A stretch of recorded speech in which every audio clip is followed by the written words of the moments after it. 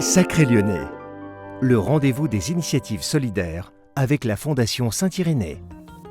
En créant le Fonds de Citre en 2011, Guillaume de Citre souhaitait favoriser l'accès aux livres et à la lecture pour celles et ceux qui en sont le plus éloignés, en installant par exemple des boîtes à livres ou en allant lire dans les hôpitaux pour les enfants. En 2023, le Fonds de Citre devient Lire et Sourire, mais l'objectif reste le même, avec désormais la volonté d'agir aussi en faveur des personnes âgées. Pendant la première phase du Covid, les personnes âgées en maison de retraite étaient confinées, presque emprisonnées. Et donc on a commencé à leur envoyer des liseuses. Et puis de fil en aiguille, assez rapidement, ils nous ont demandé à ce qu'on envoie des bénévoles pour leur lire des histoires. Et ça a tellement bien marché qu'on a commencé par une dizaine d'établissements, puis l'année suivante une trentaine. L'année dernière, on était à une soixantaine.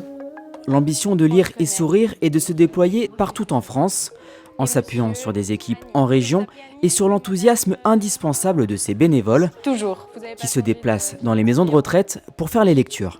Est-ce que tout le monde m'entend du coup, maintenant que j'ai changé de place? Cassandre vient ici toutes les 2 semaines et elle a déjà trouvé sa méthode. J'ai décidé de thématiser chacune de mes lectures. Donc il y a 2 semaines, un monsieur m'avait demandé de lire sur Spartacus. Et donc ce week-end, j'ai passé une journée entière à chercher des textes intéressants et vivants, c'est le plus important, sur Spartacus. Le monsieur qui avait demandé cette thématique, c'est Laurent, un adepte des lectures historiques. C'était quelque chose de beau, de vivant. C'est vrai qu'à l'époque, il y avait pas mal d'esclaves dans la République romaine. L'intérêt de ces lectures, ce sont aussi les débats qu'elles suscitent auprès du public. Je pense que l'histoire se répète parce que Spartacus était un esclave qui a combattu pour la liberté. Aujourd'hui, il y a des femmes qui se battent pour leur liberté, leur reconnaissance.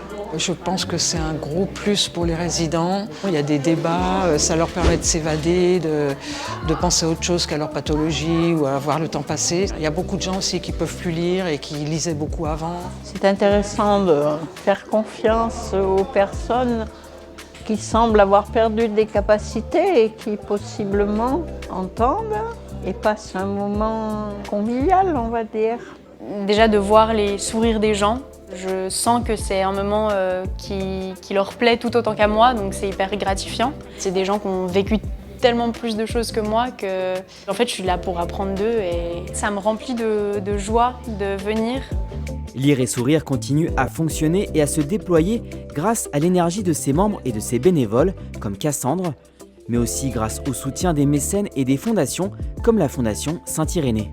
En France, il y a 7500 établissements, donc à terme, si on arrive à déployer partout en France, ça serait une équipe salariée d'une centaine de personnes et à peu près 10 000 bénévoles. Ça serait un très gros projet si on arrive à le mener à bien. Pour découvrir l'association et vous aussi, pourquoi pas faire partie du projet, rendez-vous sur le site qui s'affiche, lireetsourire.org. C'était votre rendez-vous des initiatives solidaires à Lyon avec la Fondation Saint-Irénée.